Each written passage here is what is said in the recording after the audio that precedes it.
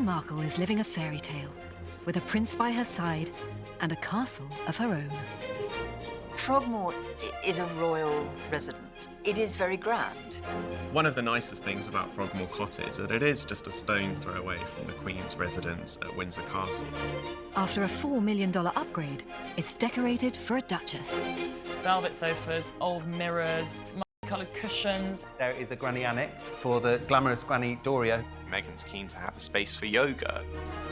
Life as a princess may be privileged. The butlers, the chauffeurs. The cleaners, the cooks. It's all very Downton-esque. But Meghan's every move is in the public eye. Probably the most difficult part of marrying into the royal family would be the fact that there's no privacy. I think I'd find it quite difficult having people around you the whole time. So she needs her palace to be a private sanctuary. It's countryside, it's private, it's secluded. It has a wall built around the property. They can literally throw open their doors and windows, be totally free, totally private.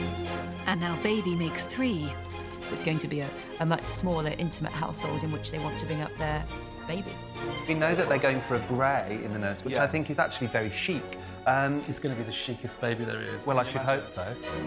How will Meghan redefine what it means to live like a royal? They want the craziness of being a member of the royal family to end when they go inside their homes.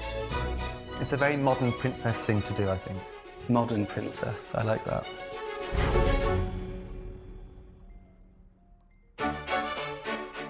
Marrying a royal has given Meghan Markle access to one of the world's most famous real estate portfolios. As the current reigning monarch, the Queen's actually one of the biggest property tycoons in the country. The Queen has a property empire worth billions. Everything from cottages, castles, palaces, all up and down the country. Windsor, Sandringham, Holyrood House, Clarence House, And the Hall. Buckingham Palace, Balmoral, Frogmore Cottage. Kensington Palace. There's a very sumptuous palace in the middle of London. With so many properties, the Queen has plenty of space to house her family. After Meghan and Harry said "I do," she needed to find them a palatial pad. It's long been tradition in the royal family for newlyweds to receive a home to start their new royal family life. The Queen is also being very practical. They need somewhere to live that is secure, that affords them the life that they would like to live, that gives them enough private space while also recognising that they are royal. She doesn't sit there sort of with a monopoly board. What is it that you would like? Where would you like to be living? Then she looks to see what's available. When we got married, we didn't quite receive a house, did we? Maybe a toaster. A small sausage dog for our wedding present. The Queen's youngest son, Edward, and wife Sophie got lucky with their wedding gift in 1999. They live in one of the Queen's most splendid houses. A Victorian Gothic mansion with 57 rooms set in 87 acres. Bagshot Park is one of the largest properties that the Queen's given out to her children or grandchildren. It's so big that just a few years ago, Edward and Sophie had to hire a programme coordinator just to look after the various members of staff. There's the glass coach, driving directly past our camera. When the perfect property isn't available, the Queen goes shopping. She splashed the cash to buy her daughter her dream home. Princess Anne and Captain Mark Phillips, who she married, were both very, very keen horse people. And when they married, there were no properties available within the royal portfolio. And so the Queen found Gatcombe Park for them, which is absolutely perfect for their equestrian needs. Gatcombe Park is very much a working farm, and there are saddles and riding boots and hay. No one is standing on ceremony. The Queen funded her second son, Prince Andrew, when he and wife Sarah Ferguson built their own home. They designed and built this huge country house not far from Windsor called Sunninghill Park. It seemed to be very brash and modern and very unroyal. It was of a time. It was of the 80s, and the 80s were not the most beautiful aesthetically. I imagine inside it was filled with pelmets of swags of shot silk everywhere. If you look at how Fergie dressed in the 80s, I imagine it would look like that. I'm like big puffed shoulders, like the curtains reflecting that. For sure. It was immediately labelled South York after South York, the Dallas television series. I thought it looked more like a Tesco supermarket. But Fergie and Andrew took it on the chin. They didn't care. They loved living there, and it's where they began raising their children. But the house didn't last much longer than the marriage.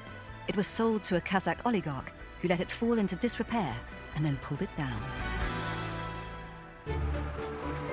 The Queen gifted Kate and William use of an apartment in Kensington Palace and Anmer Hall on her Sandringham estate in Norfolk. William obviously has been going to Sandringham since he was a dot, so he knows that area very well. It's relatively private. Part of William and Kate's decision to go to Norfolk was because they have this very tight-knit group of friends there. The Turnip Toffs, these would be people who'd been mates with the Queen and Prince Charles, you know, multiple generations. That area of Norfolk in the summer is very happening for posh people. North Norfolk, the coastline, it's got very beautiful beaches, big houses where other sort of posh earls and friends of the royal family live, lots of big estates. It's certainly a very popular, posh British hangout. With so many homes already gifted, what was left for Meghan and Harry? The Queen found them Frogmore Cottage, a des res hidden away on the Windsor Castle estate. It makes sense to me that Harry and Meghan wanted to move to Windsor. For obvious reasons, Frogmore is very personal to them because it's where they held their wedding reception, it's where they did their engagement photographs. Harry has spent a lot of time in Windsor when he was at school at Eton. He loves Windsor. It's not too far from the City of London, so they can easily get into town, but they've got the best of both worlds. It's countryside, it's private, it's secluded, isn't it? Frogmore itself has this fantastic history. Victoria adored it. That's where she wanted Albert to be buried. And all sorts of fascinating people have lived at Frogmore Cottage, including Abdul Karim, who was Victoria's favourite Indian servant. And they used to curry together, they used to talk about India together. They had this incredibly intimate friendship. One of the nicest things about Frogmore Cottage is that it is just a stone's throw away from the Queen's residence at Windsor Castle. You're not far away from the Long Walk, and from there it's straight up to Windsor Castle itself. And I think for the Queen, having one of her favourite grandchildren nearby is quite a nice little luxury. You know, I'm sure that would have gone through her mind when she gave Frogmore Cottage to Harry and Meghan.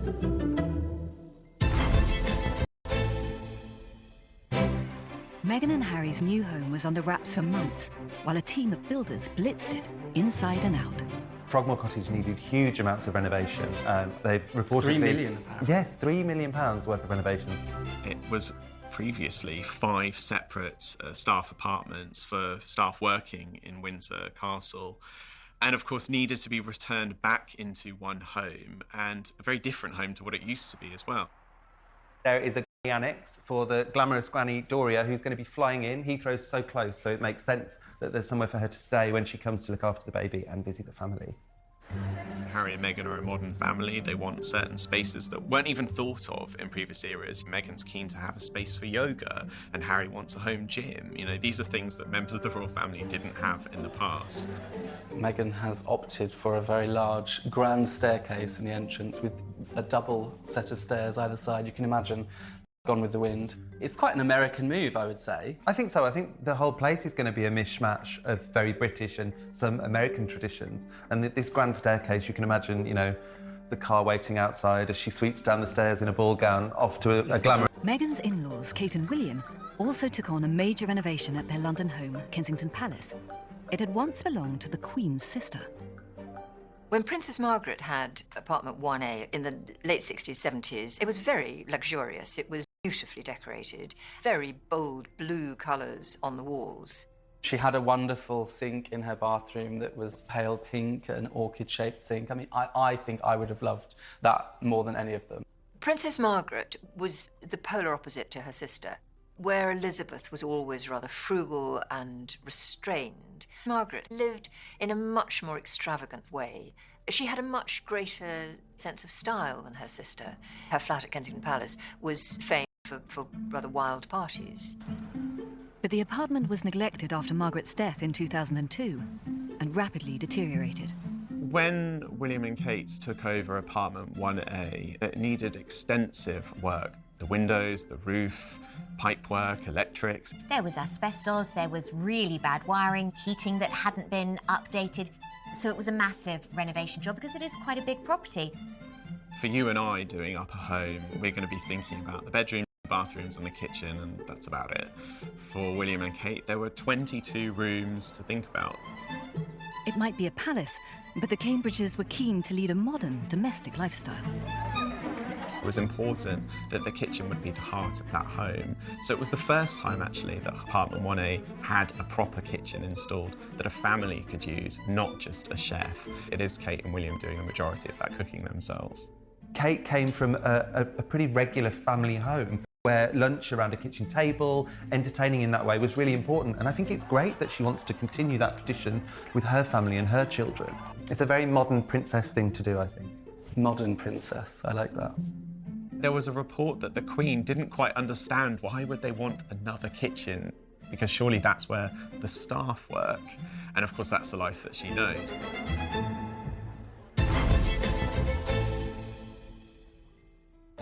Although the royals spent $4 million on the renovation of Meghan's home and around $1.3 million on Kate's, the Queen likes to be frugal when it comes to her own homes. The Queen is very aware that many people in the country don't have much money, only have small houses, lots of people don't even own their own home. She's very aware of her public image, and unlike many other royals, before and since, she really hasn't renovated the palaces very greatly. They remind her of her happy childhood with her parents. She has moved into what they are and been happy with what she has. However, after years of neglect, the Queen had to give Buckingham Palace a much-needed makeover. 2016 saw the start of a 10-year renovation project. It's a lot on the dilapidated side. Bits were frankly falling off. Chunks of masonry from the portico, one nearly hit Princess Anne a few years ago. It's incredibly run down in the places that we, the public, don't get to see, and requires a lot of money to bring it up to any kind of livable state. Much of the palace's 100 miles of electric cable and 20 miles of heating pipework will be replaced in the $480 million refurbishment. Now, much of Buckingham Palace hasn't been touched in 50 or 60 years, so there's boilers that are leaking, there's asbestos, there's dodgy wiring, there's so much that hasn't been replaced.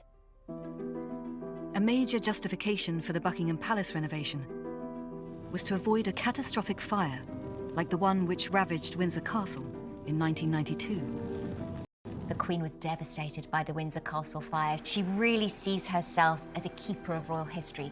So to see it go up in flames as quickly and voraciously as it did was devastating. The firemen, they were amazing. Prince Andrew did a very good job of sort of leading a chain where they were getting all the artefacts out, the art and the priceless antiques.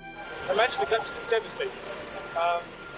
She is at present inside the castle, helping to take stuff out of the castle to work smart.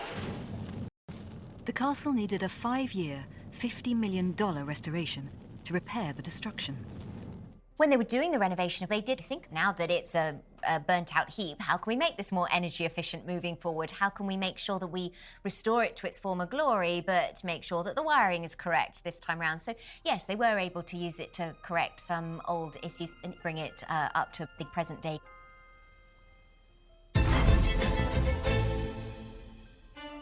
As a future Queen Consort, the Duchess of Cambridge has to combine royal heritage, contemporary style, and the needs of 3 young children in her home.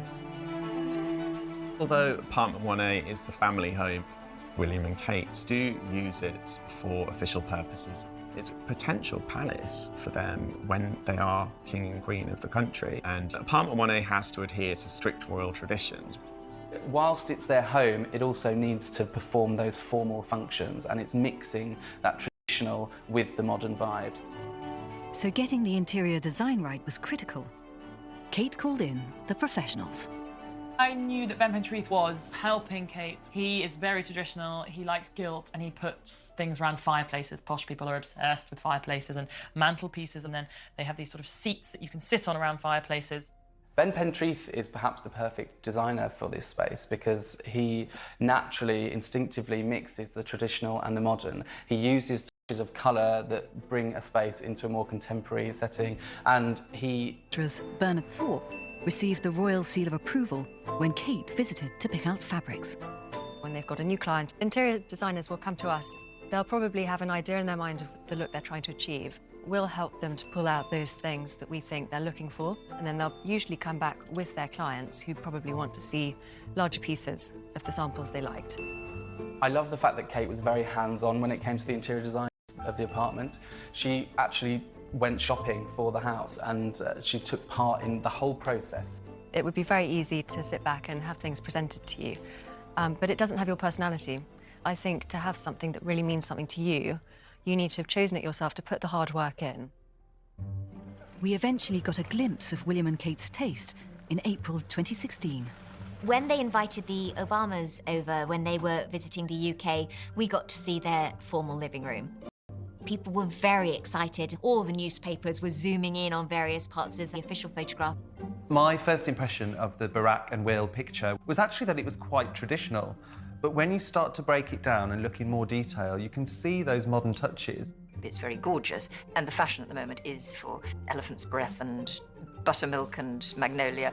The curtains are a little bit too long, which I love. It's quite casual and relaxed. Yeah. They're obviously a sort of natural fabric. There's some texture there. It just is a nod to a slightly more casual.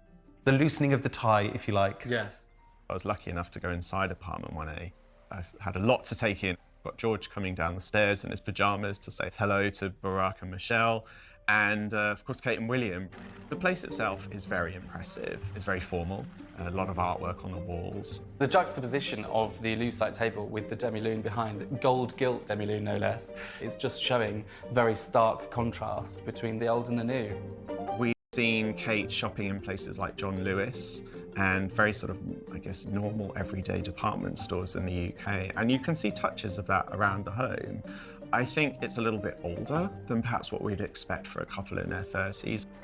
Kate and William are a relatively young couple, so I expected their apartment to reflect that a bit more, but instead we saw something which you sort of expect in Buckingham Palace, which might have been a room that had looked the same for sort of 200 years. I just thought there might have been a more relaxed vibe to it, and there wasn't. But then on the other hand, they do need to have a certain level of grandeur in these rooms, but I think there's a way of doing grandeur and not making it look quite so sort of 18th century. Meghan and Harry are known to have more contemporary tastes and want a cooler vibe for Frogmore Cottage. Meghan has a more relaxed style than Kate's, fewer dead relics on the walls perhaps, more contemporary art. Harry and Meghan, I think, are creating more of a kind of hotel vibe. Got a glimpse inside Meghan's home in Toronto, and she clearly loved white furnishings. It was all very clean, fairly monochromatic. It was cosy still, but she loved big white flowers. Everything was kind of white. And actually there's a flower seller outside St Mary's Church on Kensington High Street, and Meghan regularly buys flowers from her, and she said she always buys white flowers. Harry and Meghan's first date was at an outpost of Soho House, Dean Street Townhouse. So they, since the very beginning, have been big fans of this chain. Makes sense that they've hung out there. It's very fashionable, lots of celebrities are members. And then we know now that Vicky Charles, who was the group design director for Soho House for 20 years, has been designing Frogmore Cottage. And so it's really her vision. If you go to a Soho House, it's quite shabby chic. Velvet sofas, old mirrors, sort of multicoloured cushions, log stoves. The interiors there are all about atmosphere and creating somewhere that is really safe and comfortable and elegant. And I think we're going to see a lot of that translated into Frogmore. I think there's going to be lots of warm layers and textures, and perhaps some colour as well. And this modern style even extends to baby Sussex's nursery. They're actually using a vegan organic paint, which is scented with rosemary and eucalyptus. We know that they're going for a grey in the nursery, which I think is actually very chic. It's going to be the chicest baby there is. Well, I should hope so. For Meghan and Harry, Frogmore Cottage is an idyllic escape from Kensington Palace, where they first set up home together. The palace is in the centre of London and surrounded by onlookers. Probably the most difficult part of marrying into the royal family would be the fact that there's no privacy, or very little privacy. The governess of the Queen said when the Queen was a child, royals are only private in the womb. Kensington Palace also houses multiple generations of royals. It's essentially an upmarket housing estate full of Windsors. Margaret was there, Princess Margaret, the Duke and Duchess of Kent, the Duke and Duchess of Gloucester, Prince and Princess Michael of Kent, and now we've got a new generation, William and Kate and their 3 children, George, Charlotte and Louis. They now occupy apartment 1A. Eugenie and Jack, they live in Ivy Cottage. Harry and Meghan were living at Nottingham Cottage. It's a lovely, cosy 2-bedroom cottage. Of course, it's where Harry famously proposed to Meghan. The palace was William and Harry's childhood home. Their mother Diana moved there in 1981, along with many of her staff and their families. If father had been working in the press office for Charles and Diana. He was one of their press secretaries. It was actually very special living at Kensington Palace. I was in my late teens, and we would see William and Harry coming and going with their nanny. Diana would liken Kensington Palace to Coronation Street. I guess that's the very English version of Melrose Place. Kensington Palace is stuffed with all the royals, all living together. I can't imagine living with my in-laws in that way. It would be crammed in the same space, aren't they? It must be like sounds mean, but there's a lot of room, but you're right on top of each other. Yeah. I think it's just, you know, when you're living in close quarters with family members, there are curtain twitchers. People are sort of watching who's coming and going. Princess Margaret, for many years, lived next door to Diana when she was on her own there. And I think, you know, Princess Margaret was very sympathetic to Diana. But I think there was also a feeling that the gardens were perhaps overlooked and there was not much privacy there. After Diana separated from Prince Charles in 1992, Kensington Palace was surrounded by press photographers, eager for a shot of the world's most famous single woman. She was constantly seen coming and going because in her era, paparazzi photographers were allowed to stand at the gates. So there was any number of photographs of her driving in and out. Diana was very good at actually dealing with that. You know, reluctantly would give them a smile and a wave and look as though that she wasn't bothered. But deep down, yes, she didn't like it. She did see it as an invasion of her privacy. If Diana happened to have a gentleman friend that she wanted to see, yes, they were smuggled in the boot of a car because that was the only way to avoid any kind of scandal, salacious gossip. It probably did feel like something of a gilded cage because she couldn't go anywhere. And that's why she had asked her brother, Charles Spencer, if she could have a bolt hole on the Spencer estate. He at first said yes, and then he reneged on that offer because he was worried that there was going to be too much press intrusion. And as a result, he and Diana had a frosty relationship. Sadly, they were never able to reconcile. Kensington Palace became the focus of the world's grief after Diana's tragic death in 1997. Harry watched what happened to his mother, and he, I think, is absolutely determined the same thing will not happen to Meghan. Frogmore Cottage gives them absolute privacy and discretion. They're able to raise baby Sussex in the most peaceful environment that's only open to the public 3 days a year. It has a ball built around the property, so when that public is there, they will never get to see the Sussexes. I think they're going to love their life there because they can literally throw open their doors and windows, be totally free, totally private, totally secure, and it will be a beautiful place to raise a family. Meghan and Harry may be raising a family now, but they're also taking on more royal duties as the Queen steps back. So where do they escape to when they need a break from the day job? When you're a royal, you can't just pop to a hotel in France for your holiday. It would just be chaos. So you have to use your palaces. You have to go to Balmoral for summer, Sandringham for Christmas. Meghan was invited to spend Christmas with the royals at Sandringham before her marriage. It was King George V that said there was no better place, I'm paraphrasing, but no better place that he loved than Sandringham. King George VI, the Queen's father, felt the same way. And for someone who's now been Queen for 67 years, there's very few opportunities where you're not on duty. She has memories in those places with her own family as well, so those moments are to be cherished. The Prince of Wales bought himself a hideaway of his own just before his marriage to Diana. Highgrove is very much a Georgian country house. It's got a nice atmosphere about it. It's just got a much more family-orientated feel. It's a place he loves to spend the most amount of time. It's a place he feels most at peace. But Highgrove isn't everyone's idea of the perfect hideaway. I think Camilla finds Highgrove, it's Charles's place. It's not their place. He lived there with Diana. I guess quite a lot of her memories will be from the Diana years when the War of the Waleses was in full flood, when the ghastly tape recordings were being published of their late-night conversations. It was a very difficult time for her and a very painful time for her. The place she and Charles love to be together is Balmoral, up in Scotland. That is, I think, where they are at their most relaxed. Charles inherited his passion for Scotland from his mother. The Queen really loves Balmoral. It is her beloved place, and I'm not sure whether any monarch ever again will love Balmoral like the Queen. I think she just loves the family time that she's afforded there. The Queen ensures she's surrounded by family at this remote Scottish castle, inviting William, Kate, Harry and Meghan to spend summer holidays there. Only a few privileged guests from outside the family get to join them. My dad has a great story. He got to go up to Balmoral and the Queen invited him and their other guests for the weekend on a picnic. And then after the picnic, everybody clears up together. And he went to the sink and he didn't really pay attention to the person standing next to him. He just said, as one would, "I'll wash you dry." And this voice very curtly says, "No, I'll wash you dry." And it was the Queen. I know. She's not precious. Yes, we want her to behave like the Queen when we're seeing her out in public, but I kind of love that she's like the nation's favourite granny too. And when Meghan stays at Balmoral, she'll need to be careful what she packs. I know that Cherie Blair, the wife of the former Prime Minister Tony Blair, the Prime Minister's always invited to go and stay up at Balmoral, the Queen's Scottish castle, and Cherie had packed and didn't realise the first year they went that a butler or valet would unpack for her. I was then mortified to find out later that they'd unpacked her stuff and her contraception had been put in a bathroom cupboard. This is why they say their son Leo came about, because when they went back the next year, she didn't pack contraception, supposedly, because she was so embarrassed at the thought of a fixture on the Queen's calendar. But is it really the perfect summer vacation spot for Kate and Meghan?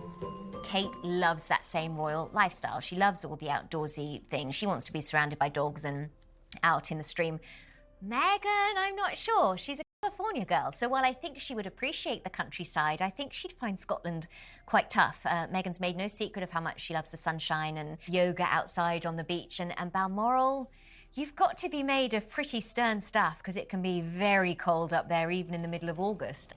I'm sure she will go because Harry will want to go and she'll want to go and share that part of his life with him, but I'm not sure we will see them go for perhaps the same length of time as they would have done in previous years.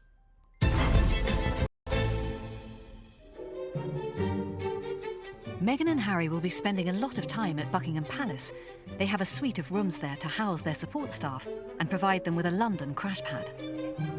The palace is also the Queen's office and needs a cavalry of staff to keep the wheels rolling. There is a difference between the Queen and the younger royals in terms of servants. So essentially, the Queen has the biggest staff. Not only is Buckingham Palace the hugest residence, but also her needs in terms of events, her political work. There is still a huge amount of state visits to her, so the staff necessarily has to be very large. There's 450 Buckingham Palace staff working just on the private residences there, and that's not including the spaces that are open to the public or to any of the kind of garden spaces. It's a very busy palace, from the footmen, the private secretaries, the butlers, the chauffeurs, the cleaners, the cooks, the office staff, PR, the housemaids, the housekeeper. It's all very Downton-esque. The royals have jobs done for them that we don't. The man who winds the clocks. There's 450 clocks in Windsor and 1,000 clocks in Buckingham Palace. The clock winder at Windsor Castle, it said it took him 16 hours to wind up all the clocks there. So by the time you've done one load of clocks, you've got to start all over again. The dresser is something that seems a very unique royal job. They will organise the outfits, they will sort out everything with the dry cleaners, they will pack everything, and they will also help to dress you. The Queen's relationships with her dressers is incredible, and there's a brilliant story that one time 2 of her dressers were arguing so much that she came down to the servants' quarters to bed down because she just didn't want to interrupt, because they're both so important to her. She didn't want to interrupt and get in the middle of the fight. The Queen has her own shoebreaker in her, and why not? She has a lot of walking to do. They are custom-made shoes. The shoebreaker in her takes them and walks around Buckingham Palace until they are the perfect level of softness for the Queen to wear. Some of the traditional jobs at the palace might seem rather eccentric to a modern-day princess. For the Queen at Buckingham Palace, things are a little different. She has a piper, a bagpiper, that plays for her every morning without fail. She loves the sound of the bagpipes, and for her, that's the perfect way to start the day. The royal footmen have the key job of looking after the royal corgis, and sometimes they are a bit resentful that they don't get to serve the actual royals, because the corgis have a lot of needs. Fresh chicken, fresh meat, cooked for them freshly, put in their bowls, their bowls and their baskets are off the ground so they don't get drafts. And some footmen in the past have been a little bit frustrated by this. When Meghan's at the palace, every royal servant she comes into contact with is governed by a strict code of conduct. The house is packed full of people. You're really supposed to try and be as inobtrusive as possible because you cannot bump into a royal. So it's not an equal sharing of the house. It is the royal's house. And so if they are trying to get somewhere, you need to get out of the way. And that's the way it works. And all staff are sworn to secrecy. It's the fear that even the most trusted servant might one day sell his soul, and your story, your innermost secrets, will be splashed across the front page of a newspaper. There have been royal members of staff who've gone on to a degree of fame, notoriety, to a degree of financial reward. I think the most fascinating story is Miss Marion Crawford, who was the governess of the Queen and Princess Margaret when they were little girls. She went with them to Buckingham Palace when their father became king. She was there for the courtship between Elizabeth and Philip, and she was such a trusted member of the household. They told her everything, they were devoted to her, and when she left the household, she wrote a book about the princesses, about everything. And this was published in America. Now this incredibly private family, all these secrets are laid bare, and the royal family were really shocked. They were shocked, they felt betrayed, and they never spoke to her ever again. If you leave and you talk, then that is the end of any relationship you've ever had with the royals. Harry's been brought up with servants, but for Meghan it's a whole new and luxurious way of life. Prince Charles's former butler, Grant Harold, trains staff to cater for the famous, rich and royal. At the state dinner at Buckingham Palace, pudding cutlery always goes at the top. As well as doing all the traditional things you expect, I teach them how to shake hands, how to sit down correctly, how to walk correctly. When you do a breakfast tray in a royal home, the teapot, make sure that it's already pre-warmed. We've got some toast. Royal homes, stately homes, they tend to cut the crusts off. Now, there was an old rule from years ago that married ladies could have because they weren't married and they were looking for a husband. Princess Margaret famously used to be brought a breakfast tray, I think at 9 o'clock every morning, and then she'd spend the next 2 hours lying in bed, reading the papers and chain smoking. Try to keep it level as you go up the stairs. She'd be brought buttered eggs. She wouldn't ever call, they weren't supposed to be called scrambled eggs because scrambled was deemed common, but buttered eggs supposedly was what she was brought on her breakfast tray. You get to this point, knock twice, you just want to... Come in. Good morning. Good morning. Is the tray right here? Perfect, thank you. Meghan can learn from the Queen how to be the hostess with the mostess at her own royal palace. You and I might have a dinner party and invite perhaps 6 friends round.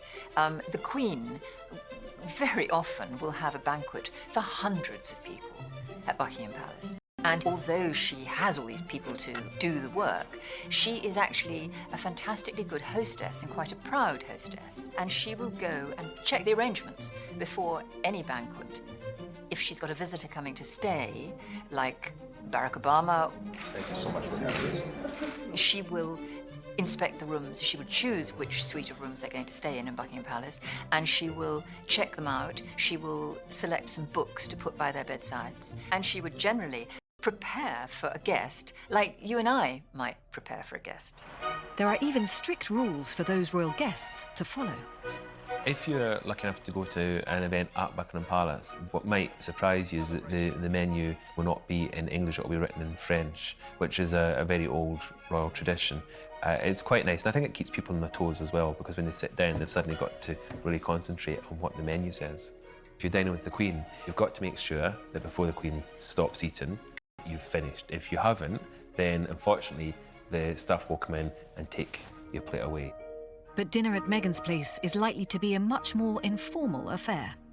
Meghan loves to cook, we know that, and she loves to entertain and prepare food for her friends. So I think moving to a much bigger space, we're going to see her entertaining more, lots of private parties with pals, where I think it'll be quite relaxed. I don't think you'd be very relaxed if you were invited over to Meghan's house for a party. Can you imagine?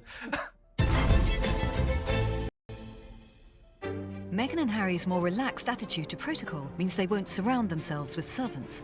There has been an attempt from the Duke and Duchess of Cambridge to have fewer staff around them. And I think that the trend of the younger royals having a smaller staff is going to be even more intensified with Harry and Meghan setting up home in Frogmore Cottage. I can't think that Meghan and Harry will ever want a huge number of staff, but I do think that they will need somebody who will manage whether Harry and Meghan would go the whole hog and have valets and footmen. Harry, I think, finds his father's lifestyle probably a bit over the top. He is of a much younger generation, obviously, and he's had a lot of friends, and he's been to their houses. He was in the army. He is probably more comfortable with the frugality than the huge staffing levels and luxury. At the last count, Prince Charles had 118 staff, which means he never has to do his own chores. A 2003 documentary shows Harry cleaning his own boots, something his dad can't get his head around. What? Yes, I'm not just doing it for them. I'm not just doing it for them. I always do it. I always clean them. I played yesterday. I didn't have a chance. If someone else to do it for you. Huh. Prince Charles famously had valets who did quite a lot for him. They put toothpaste on his toothbrush. Sometimes if you have that level of assistance, it can seem that you're divorced from reality to a degree. There have been a lot of stories about Charles. There is no doubt that he likes his luxury, and he is a bit pampered because he has the staff to pamper him. He does have a very bad back and does like to sleep on his own mattress, if that is humanly possible. And he certainly takes cushions to sit on and to put his back against on chairs. The idea that he travels the world with his own lavatory seat is nonsense. The first royal moderniser was William and Harry's mother, the Princess of Wales. Diana was revolutionary. Diana wanted a completely different approach to how royalty dealt with staff. Before her marriage in 1981, she had spent some limited time at Buckingham Palace and was befriended by one of the Queen's stewards, who was incredibly helpful to Diana at a difficult time. You know, here you have an 18, 19-year-old, and she thought, well, look, you know, maybe that's how I should sort of treat my staff. The protocol, before I even went to the Kensington Palace, you always referred to them first thing in the morning, Your Royal Highness. Almost from day one when Diana came out of the door and I said, oh, bow my head, good morning, Your Royal Highness. She said, oh, you can stop all that crap, Ken, you know. You know, she effectively was running the house by speaking to the chefs, you know, speaking to the housekeepers, going to see the chauffeurs, letting them know what her word was, which was a complete change in how royalty dealt with their staff. Diana loved to be down in the kitchens, and Harry and William used to go into the kitchen and ask for treats and snacks. I remember hearing from a former Palisade that the chef that they had at Kensington Palace used to get frustrated sometimes because Diana would just take it upon herself to go up in the kitchen and make the boys a pudding or, you know, bowls of ice cream, and that was his job. But she just really enjoyed this closeness to staff, which was completely almost an anathema. The prince, who found that her relationship with staff was probably too close for comfort. And Diana's sons clearly want more relaxed households. We obviously see William as well not wanting to perhaps have the closeness of a valet that his father did. We really need to look at the Cambridges and see how small their staff are to see how that's kind of inspired the way they bring up their children. A discreet advertisement in the Lady magazine in 2015, seeking a housekeeper, may have been placed on behalf of the Cambridge family. What was interesting was that they wanted one person. They're trying to keep it as minimally staffed as possible because I think they don't want the children growing up. They're already growing up with a very privileged life, so I think William and Kate want to keep them grounded so that they understand that privilege, but that they don't take advantage of that privilege. That's very important. And it'll be no different for Harry and Meghan. It's going to be a much smaller, intimate household in which they want to bring up their baby. Will they have a housekeeper? Possibly. It ends there because for them, they want the craziness of being a member of the royal family to end when they go inside their homes.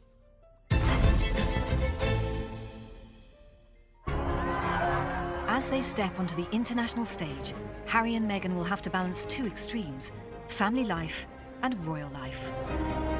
Frogmore is a royal residence. It belongs to the Crown Estates, and it is very grand. So life will be much more royal than it was in the early days when they were together. This royal life will take them across the world, and even possibly to a new home. Perhaps they might think about an overseas property, the Hamptons maybe. I can see Harry rocking some swim shorts in the Hamptons. Bit of Ralph Lauren over the shoulders. Yeah. I think Meghan's going to want somewhere by the sea, perhaps in California, in Malibu, somewhere where the days are long and the weather is hot. I could even imagine them taking a small apartment in New York. That would feel Meghan. I'd like that. That would be quite nice, wouldn't it? And they'll redefine how the royal family works and lives. In recent years, we've seen William, Kate, Harry and Meghan leading the normalisation of the royal family, taking the royal family into a very new era, making it clear that they are people just like you and I, albeit in much nicer homes.